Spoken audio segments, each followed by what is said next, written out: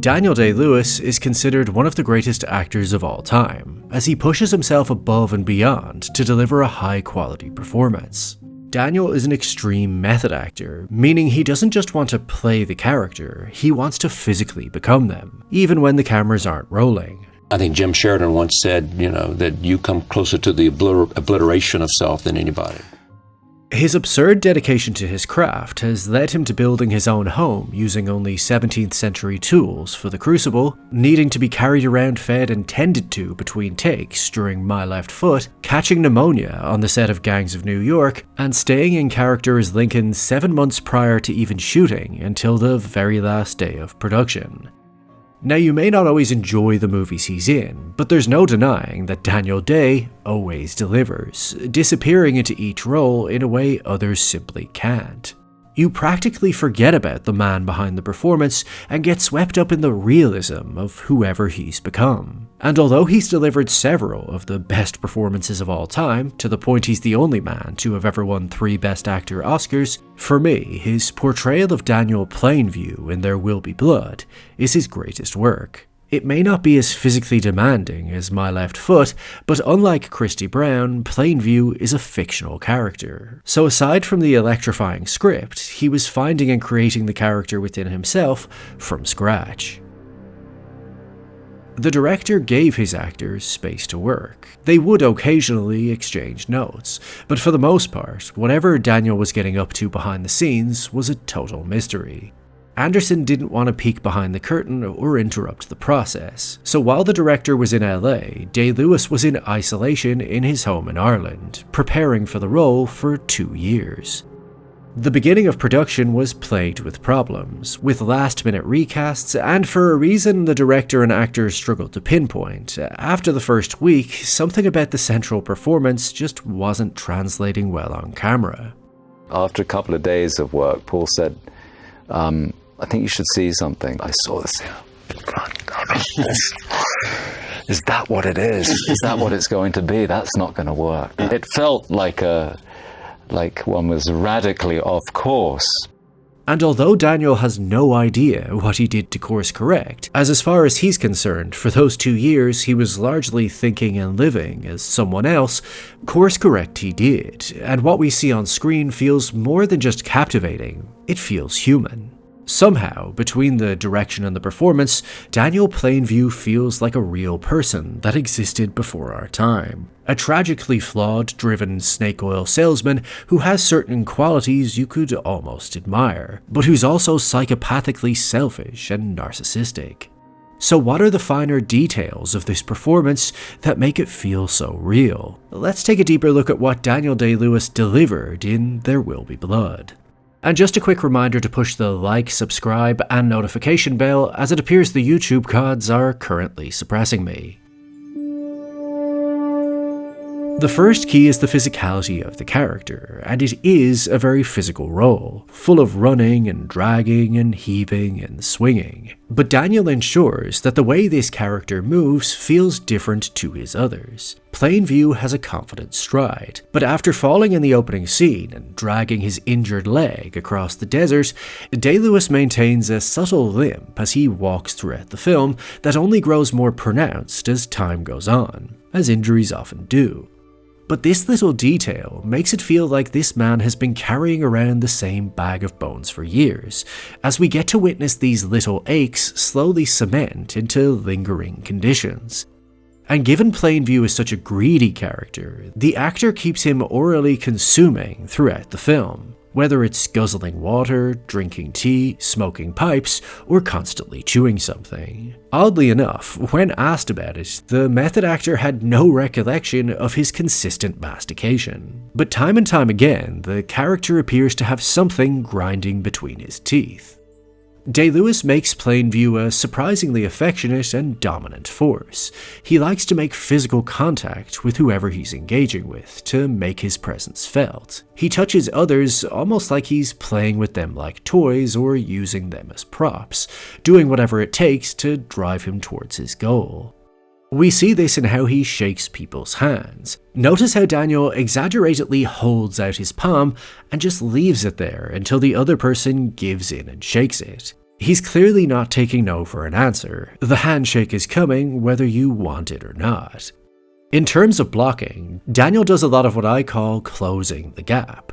He usually starts a scene with a distance between himself and the other actors, and then as the scene progresses and the central conflict rises, he moves closer and closer to them and closes the gap. And this makes the performance much more intimate as he's right there in our face, sometimes to the point we can practically smell the alcohol off his breath. And by being the pressing force moving forward, the actor keeps our eyes exclusively on him. He steals almost every scene he's in. Only Paul Dano has ever successfully stolen it back, and even then it's a close contest. For example, in this scene, where the two characters battle for control, just look at how, using his body language, Day-Lewis tries to keep the father's attention on him and shut Eli out. So firstly, he turns to the father, boxing Eli out of the conversation. To form a connection, he then physically touches him on the wrist and looks him straight in the eye. While he claims he only wants to buy the land to hunt quail, as it would be good for his son who needs plenty of fresh air, he physically strokes the back of his son's head, using him like a prop. This way he appears like a nurturing father. Then when he asks what would be a fair price for him to buy the land, he authoritatively clasps his hands together, and this gesture signals the negotiation has begun.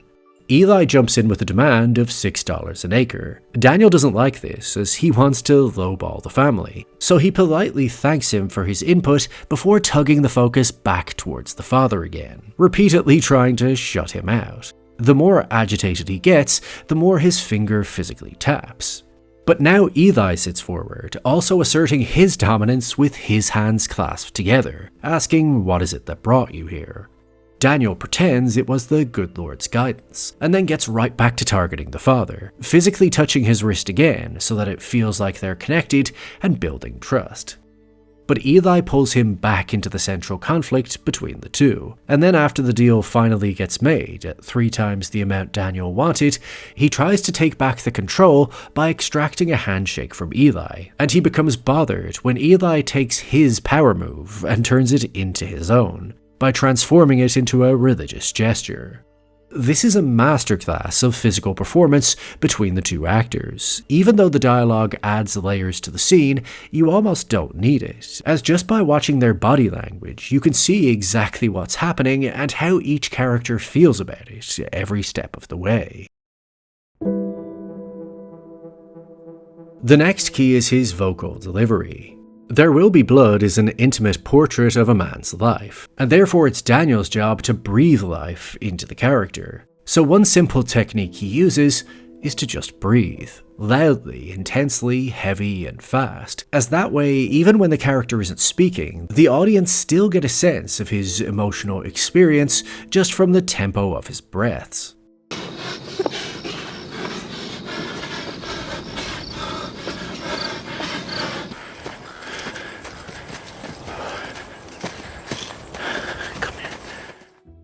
But beyond that, Daniel Day-Lewis considers the voice to be a deep personal reflection of character, the fingerprint of the soul. So finding the right voice for Daniel Plainview was critical. Director Paul Thomas Anderson's first sample of what he thought the character should sound like was John Huston's The Treasure of the Sierra Madre. Well, I'm all fixed as far as I'm concerned as a medicine man. I'll have 3 meals a day, 5 if I want them, roof over my head and a drink every now and then to warm me up. He also sent his actor old recordings from the states and towns that Plainview was meant to be from. But while those accents had their charm, they just didn't feel right, so Day-Lewis continued to workshop it in isolation, using a tape recorder to try out lots of different voices until he found one that fit. I like to kid myself into thinking that I can hear that voice before I try and make the sound of it, that I can hear it as we can sometimes hear our own voices. Before we speak. And the end result of this is one of the most original sounding voices in cinema that has almost nothing in common with the actor's British accent. Plainview speaks with a certain rhythm and rasp, with a bizarre emphasis on words with O's in them. And the men that work for me work For me, and they are men I know. This makes you my competitor. I don't want to talk about those things. In Mexico. Once Daniel has a grip on the voice and he's learned his lines, the real fun can begin, which is in choosing which words to emphasize. For instance, I noticed that the more greed infests Daniel Plainview's soul, the more demonic he begins to sound. Early on, he sounds more like a slithering snake, emphasizing the S's. Anyone goes down into the cellar, you tell somebody. Yes? But by the end, he's evolved into this cold-blooded, snarling predator. Do you understand, Eli? That's more to the point. Do you understand? Notice how the words almost echo as they croak out of his throat, and he's often still chewing like the gluttonous beast who's never had enough. To take it a step further, Daniel allows disgusting drool to drizzle out of his mouth as he drags the word drainage through the darkest pits of his soul. Drainage! Drainage, Eli, you boy. There's just nothing like this performance. Daniel delivers this scene like he's the devil himself, embodying every word to inhabit it with meaning. This way, the audience understands that Plainview doesn't just do hurtful things in service of self-interest, he genuinely enjoys the pain and suffering of others. And this leads into our final key, raw intensity. Oh, my eyes! My eyes! Bigger isn't always better when it comes to acting. Sometimes the more subtle the performance, the more human it feels, as we all have to hide or bottle up our emotions at some point in our lives. But when it's time to blow the lid off the canister and just let loose, you need an actor who's willing to go there. And unsurprisingly, Day-Lewis is that kind of performer. You have said in talking about character that and acting that it, you have to sort of you have to take a lot of discipline. And you have to get the framework, but you also have to free the animal instinct in order to make it work. In my favorite scene in the movie, Plainview goes to the local church to be publicly baptized, and Eli takes it as an opportunity to leave his mark, confronting his sins and the abandonment of his child in his time of need. Now on paper, the scene is simple. Eli states his sins in front of the congregation, and Daniel simply has to repeat the words back as a form of admission. But every time Eli circles back and makes him repeat it, Day-Lewis's delivery changes, infusing a different emotion into each line. I will never backslide. I will never backslide. I was lost, but now I am found. I was lost, but now I'm found. The scene is reminiscent of a Stanislavski method in which two actors repeat the same sentence back to one another over and over, but just through their emotional delivery, give the line a different tone and meaning for their partner to respond to. This exercise highlights how it's not really about the words that are said, it's the delivery that really drives the emotional story of the scene.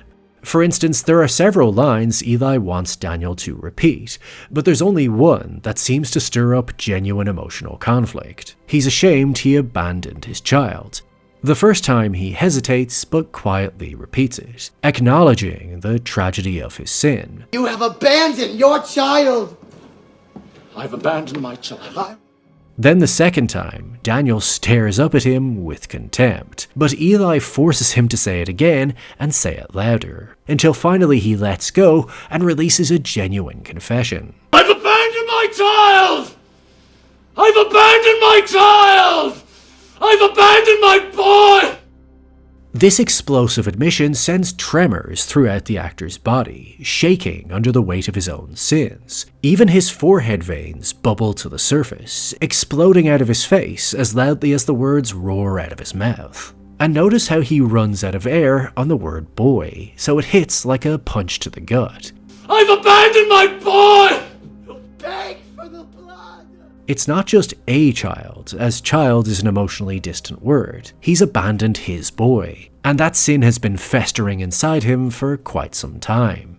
The scene works on multiple levels. The character isn't just angry at himself and showing genuine signs of remorse, but he's also bitterly angry at Eli for even making him acknowledge it. It devolves into Eli slapping Daniel across the face as revenge for assaulting him earlier, and then he finally gets baptized. There's power in the blood.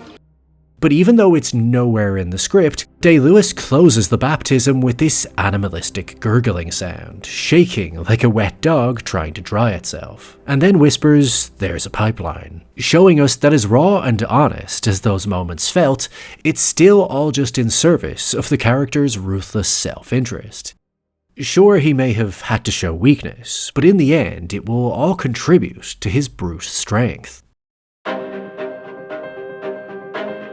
There Will Be Blood is a masterpiece in its own right, but it would be nothing without Daniel Day-Lewis's iconic performance. He doesn't just play a villain, he plays a flawed human being who may be rotten to his core, but not without his qualities. We see so many sides to him over the course of the film. The hard worker, the salesman, the con artist, the good father, the bad father, the drunk, the detective, the murderer, the egomaniac, the remorseful, the competitor, the devil. And although all of these creative flourishes feel like choices, the actor doesn't allow himself to think of them that way. Even though there are undoubtedly decisions being made, my decision-making process has to happen in such a way that I'm absolutely unaware of it. But whatever you think of his methods, there really is no denying Daniel Day-Lewis's extreme commitment to his craft. Whatever it takes to get the absolute best results up on that screen, he's willing to do.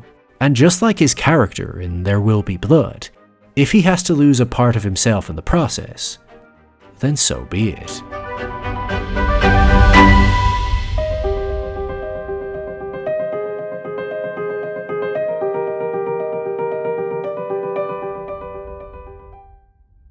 So if you made it this far, firstly, thank you for watching, but if you could now click like, subscribe, and the notification bell, as otherwise that pesky algorithm will continue to suppress my videos from your feed.